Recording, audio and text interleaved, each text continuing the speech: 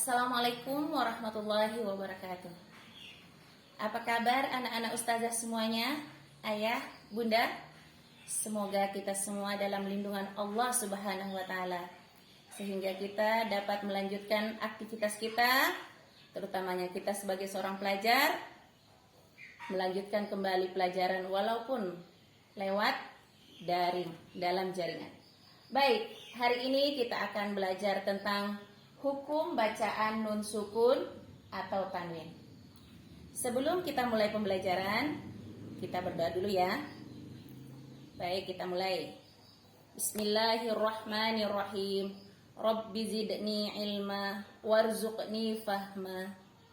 Ya Allah, tambahkanlah bagiku ilmu dan berilah kami kefahaman. Amin. Adapun tujuan pembelajaran hari ini adalah anak-anak ustazah semua dapat memahami hukum bacaan nun sukun atau tanwin. Nun sukun atau tanwin jika dilatinkan sama-sama berakhiran n. Jadi bunyinya n. Jadi jika bertemu dengan 28 huruf hijaiyah, maka hukum bacaannya terbagi menjadi 4 secara garis besar. Yang pertama adalah izhar, artinya jelas. Kenapa jelas? Karena huruf n-nya kalau dilatinkan n itu dibaca jelas. Ada 6 huruf, yaitu alif, ha, kha, ain, ghain, ha. Dia disebut izhar halqi. Kenapa? Karena keluar dari tenggorokan, halqi. 6 huruf, alif, ha, kha, ain, ghain, ha. Membacanya jelas. Contohnya jika bertemu dengan alif, maqamin amin. Jadi n-nya ini maqamin. Ada baris 2 bertemu dengan salah satu huruf hijaiyah, alif. Nah, n-nya dibaca jelas. Maqamin amin. Selanjutnya min hamimin. Bacaannya apa? Izhar. Kenapa? Karena ada nun sukun bertemu dengan ha. Karena ha ada di kelompok huruf izhar. Min hamim. Jadi n-nya dibaca jelas. Selanjutnya ada nidaan khafiyan. Nidaan. Nah, nidaan khafiyan min ghairi. Ada nun sukun bertemu ghain. Anharun. Anharun. Jadi kelompok izhar ini ada 6 huruf, harus dibaca dengan jelas. Kemudian kelompok kedua ada yang disebut ikhfa. Ikhfa ini cara membacanya adalah samar sambil ditahan 3 harokat. Hurufnya ada 15. Yang pertama ta, sa, jim, dal, zal, zai, sin, shin, sod, bod, to, zo, fa, qaf, kaf. Nah, jika bertemu ada nun sukun atau tanwin bertemu dengan 15 huruf ini, maka cara membacanya disamarkan. Secara umumnya samarkannya jadikan eng sambil ditahan 3 juga. Wa antum. Tuh, nun sukun bertemu ta. Wa antum min fadlihi. Nun sukun ketemu fa, ditahan dulu 3 harokat sambil disamarkan.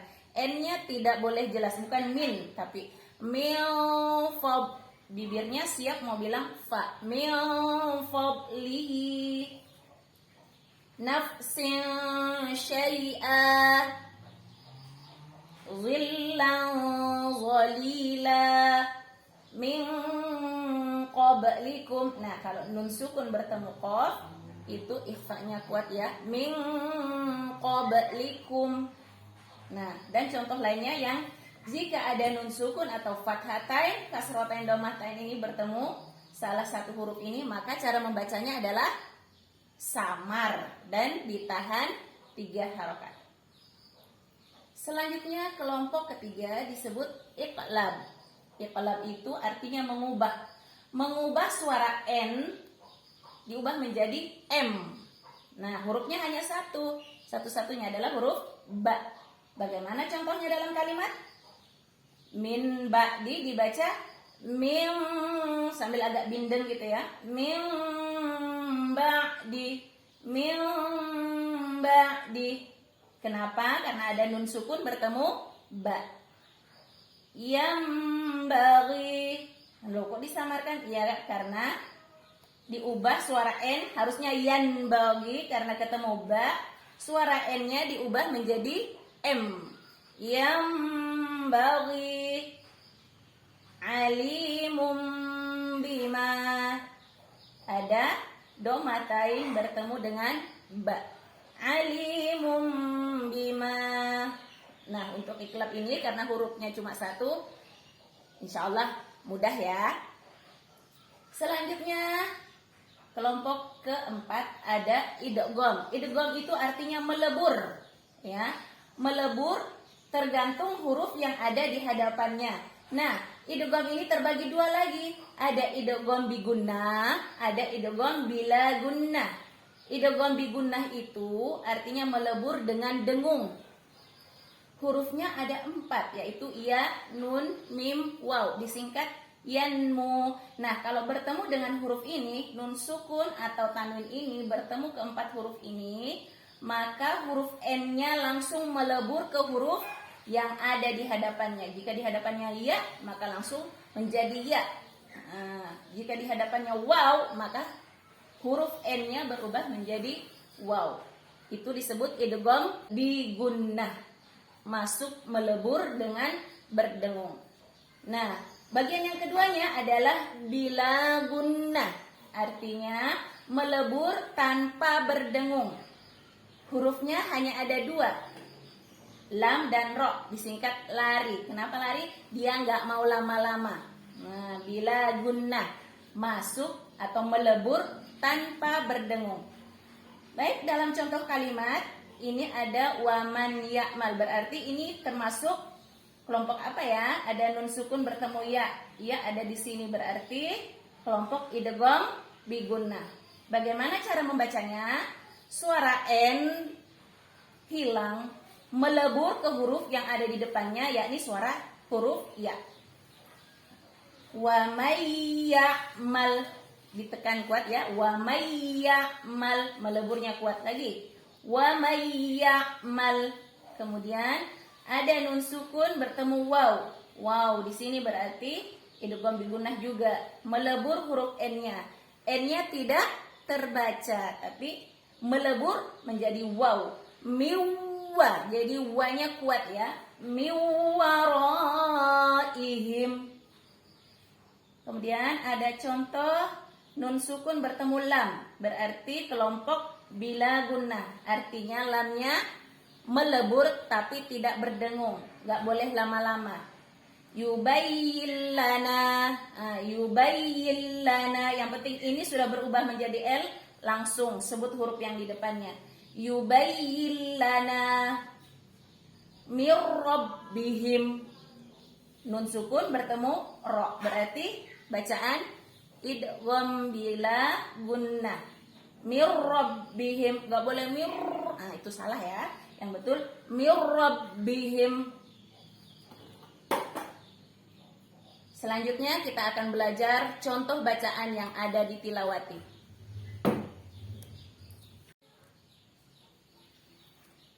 Selanjutnya kita belajar menggunakan peraga tilawati.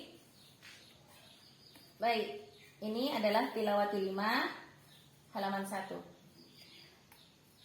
Ada nun sukun atau tanwin bertemu dengan huruf ya.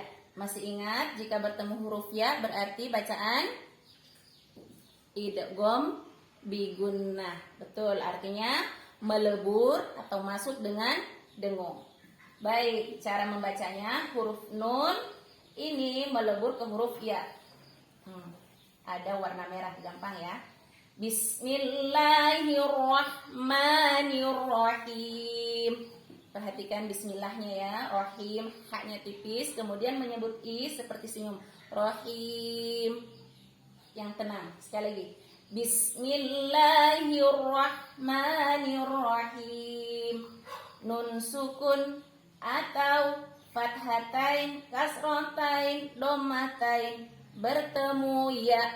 Bacaan idgham bi gunnah, artinya melebur dengan dengung. Contohnya limay yakhsha liqaumi ya'lamuna, wa may yubaddil liqaumi yatafakkaruna, ayyunazzila liqaumi yu'minuna, may yaqulu idza hanya panjang ya, adhanu yasma'una, liman yasha'u arajulu yamshuna, ayyatawafa falaki yasbahuna. Nah, demikian contoh bacaan idgham bi gunnah.